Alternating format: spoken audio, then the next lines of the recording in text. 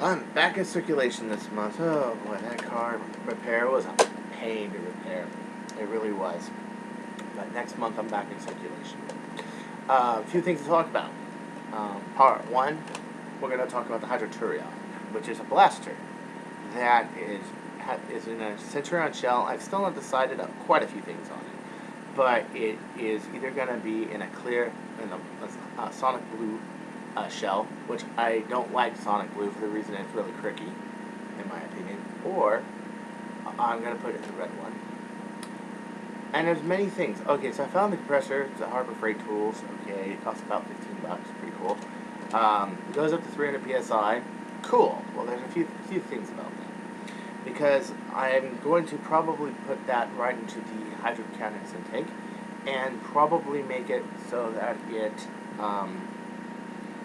goes at about 55 psi. Okay, which would then I would either have it by itself, and I would use 36-inch either 17-30 seconds, and probably not 17-30 seconds. Probably 3003 aluminum, 6063 aluminum, 6061 aluminum. I see a lot of people taking hydro cannons and just moving it. Now, why would I use a Centurion? Well, very simple. Because I want to put the barrel on the very back. Okay, I want the hydro cannon tank to be here, U-joints into here, and then the barrel goes on the very back, and it goes through the whole blaster. So here's the front, here's the very back, and so it's supported. It doesn't move around when you fire it. I've seen a lot of them, and they look really janky. And not only that, if you put it on the end of a hydro cannon, it's gonna be like 9 feet long. I mean, if anybody has seen Baba Bobo's hydro cannon, which he did an excellent job building with his twin compressors, and there's answers for that, but with his twin compressors, it's bitchin'. Okay, the problem is, I like to be a little more elegant than that. Everybody's seen my designs, the Ultra Matches, the brass triads, which that's another one I gotta talk about. The white triad that has just come out. I saw on the store shelves. It's on Death by Nerf Blaster, which is of course my Facebook forum. So if you want to check that out, you want to talk to me, you want to say, "Hey Chris, you're crazy!" You could do that if you want. And so I was thinking about just making it straight out like that. I don't like the ball valve. I think it's too janky. There's too much room for error there. There's too much. It has potential to be too leaky. Not only that, I'm already running 12 volts for my compressor. Why not use a 12 volt solenoid? So I found myself at 3/8 dump 12 volt solenoid, not the 1/4 12 volt solenoid. The 3/8, and the 3/8 can take up to 250 psi. Now I'm never going to get a hydro cannon tank to do that. But then I got to thinking, what if for some reason I take a tank, something maybe similar to a CO2 tank, a solid one, maybe an 8-ounce tank, a 12-ounce tank. I fill it up to maybe 180, 200 psi. I can use normal brake spray equipment to plug that into the hydro cannon tank, which can be on a regulator, regulating it to 50 or 55, and then have that done. Well, a hydro cannon tank is 6.7 ounces of air. Okay, at 50 psi. Okay, at about 3.5 atmospheres maybe. That is about 700 milliliters of air. Now, if you take a 12-ounce, or let's go 12-ounce CO2 tank, and you either reinforce it or you get one that works, whatever, or I just use a pneumatic tank, period, because I can get those too. And you get them to do 200 psi. 200 psi. Okay, do the math. Well, let's just make it simple. What if I were to do 150 psi? It's 10 atmospheres. 10 atmospheres. That's 3 shots.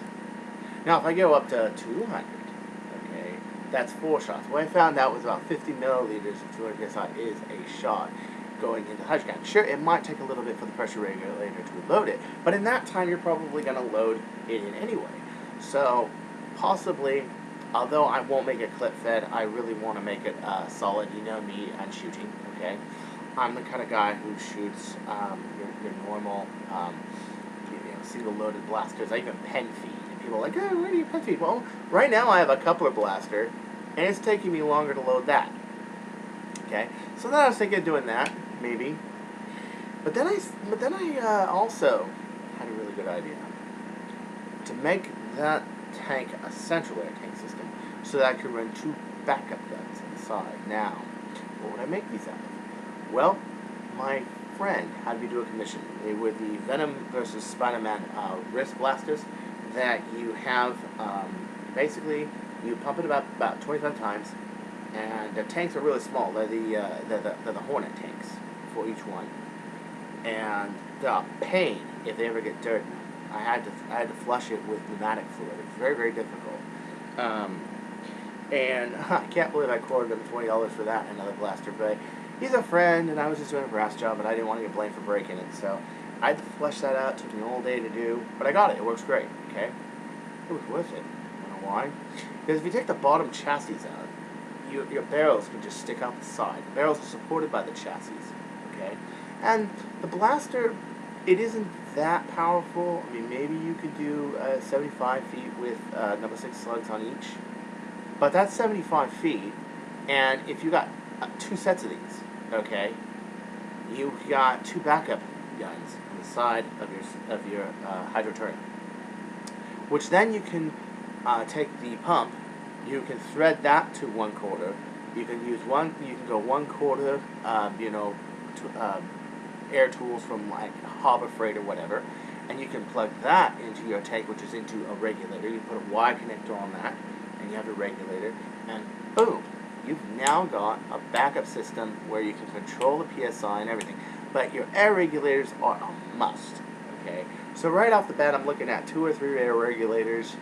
Looking at 36 inches of seamless stainless, or 36 inches of seamless Beta C titanium for the barrel. I might go Beta C. I'm not sure. I heard it's really wanky, so I might just go 60-61.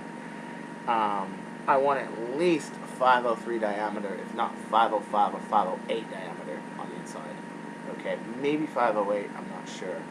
And it's the whole thing is in the blaster.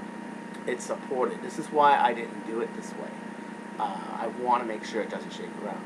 So that's project number 1, but that's going to be probably December or January, and the reason